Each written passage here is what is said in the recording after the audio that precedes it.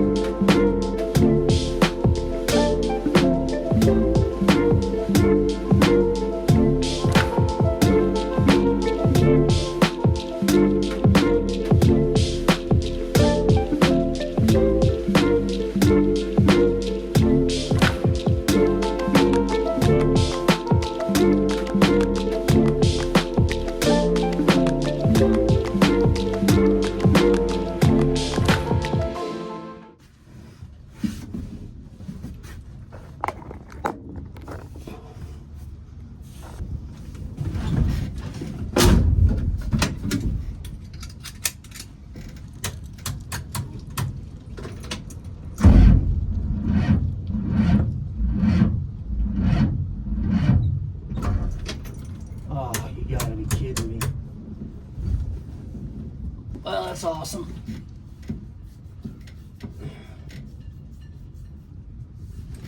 Let's see if I get a jump.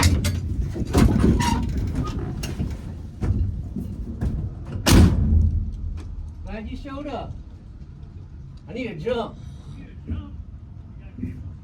No. I'm all for a pop start.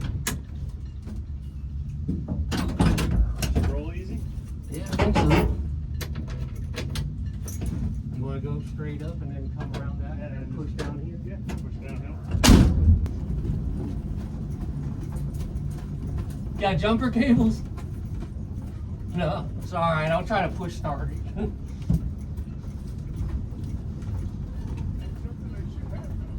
Yeah, I know. I'm gonna start throwing mine in here too. You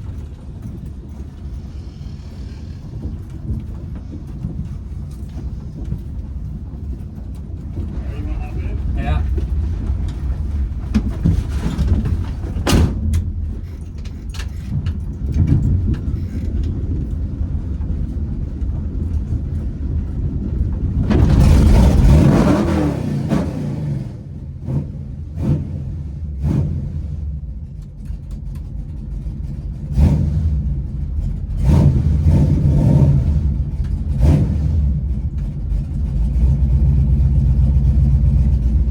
I'll see you Saturday, Megan. Yes, sir.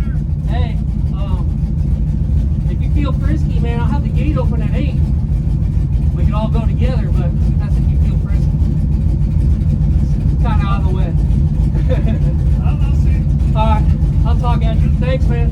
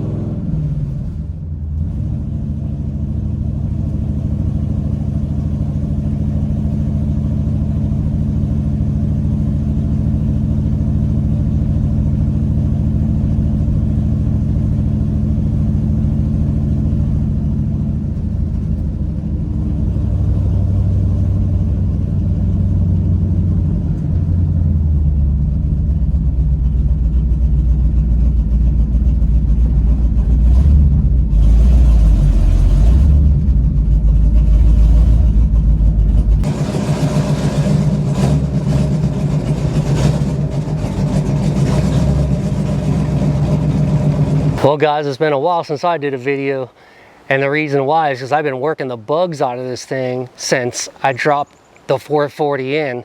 And some of the things that I ran into with problems was I broke, if you follow me on Facebook, you see that I've been doing like little highlights of this car, but I broke a rocker shaft because all 5 of the bolts backed out and my push rod fell off the, what did it do? It fell off the rocker, and in turn when it came up on the hydraulic lifter, for some reason it caught the rocker and snapped the whole rocker shaft. So we took those aluminum rockers out. They're like the cheapos, you know, like the cheapest ones you could get, and we put some ducktail irons in here. Flawless, didn't have no issues as far as the engine goes. Then let's see, this is the life of hot rodding, by the way. Just because you think you're gonna drop an engine and all this crap in these cars and think 2 seconds you're gonna get in there and just start burning tires. No, it looks good on TV though, don't it? But real hot rod, you guys know the deal when you're trying to work these issues out. So my second big issue was it wouldn't shift. So it'd go to first, and if I go slow out of the driveway, it'd go into second. But if I speed shift, no way. I have to take it up into third and then come back into second. So my buddy Dennis and I pulled the transmission again, went through it, didn't see nothing wrong. We kind of looked at the sync roads, first and second synchronizers, and they looked a little bit worn. So my buddy Dennis was like, let's change those out. Sure enough, we did that. Wasn't too painful, you know, went to a Brewer Performance. They sent it out in like 2 days. Put it in, put the transmission in. Sure enough, I go up the street. First thing I'm thinking is I'm gonna speed shift the crap out of this. Nope, bound up. Well, how I got around that with that problem was I put it on the lift. I had my son Jaden in the car working the linkage as I could watch it this time. And I started noticing the reverse gate would not back all the way out. You throw it in reverse, the lever would come down like it was coming out of reverse, but not all the way. So what that was doing, when that lever was engaged just like a 1/4 inch, it wouldn't allow me to shift it in the second. The life of old transmissions. I mean, we pulled that transmission out of a shed it's been sitting in probably for the last, I don't know, 20 years. So anyway, we're working this stuff here. So I put a spring on the lever. That got my second gear going. I could speed shift it, no problem. And you know, just besides the little things like China water pumps didn't work, had to send those back, small stuff like that, she's doing okay. Now, this video here, I'm going to do another video. I feel like I haven't really pushed the car to its limits. Today the battery went dead, so you seen my buddy just happened to pull up when they push started me, and our bump started it, so I was able to get that going and get home. I don't know what's the deal with the battery. I thought it was hydro locking because this car did hydro lock at one time, and that's because I was running these old carburetors that I didn't rebuild. So I ended up rebuilding the carburetors, and I was thinking, oh, hydro lock again. No, it wasn't hydro lock. Plugs look good. They weren't wet or nothing. So my battery's dying.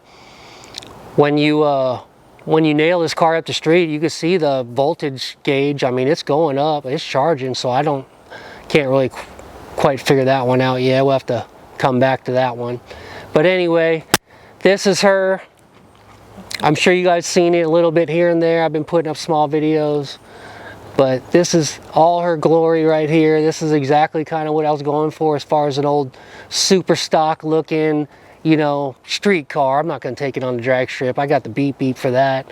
This thing right here, I just wanted for a badass, you know, street car around here. But anyway, 8-month build. We had some help. I'd like to thank you guys that gave to the fund. We got about 250 bucks, I think, 300 for that. That helped out. And you guys know who you are, by the way. And also like to thank you guys for sticking with me, sticking with this one. These long builds kind of suck because everybody, you know, some people get bored with it. Everybody wants now, which I get it. But anyway, this is her. We'll do a couple videos, but I just want to get this one out there. It's been long enough, and I know you guys been waiting. So my name's Brad, Poor Boy's Garage. Let them rip, not rot. Keep on saving them. Don't send them to the crusher. You know we hate that. Anyway, it's my 67 super stock build, so I appreciate you. We are out.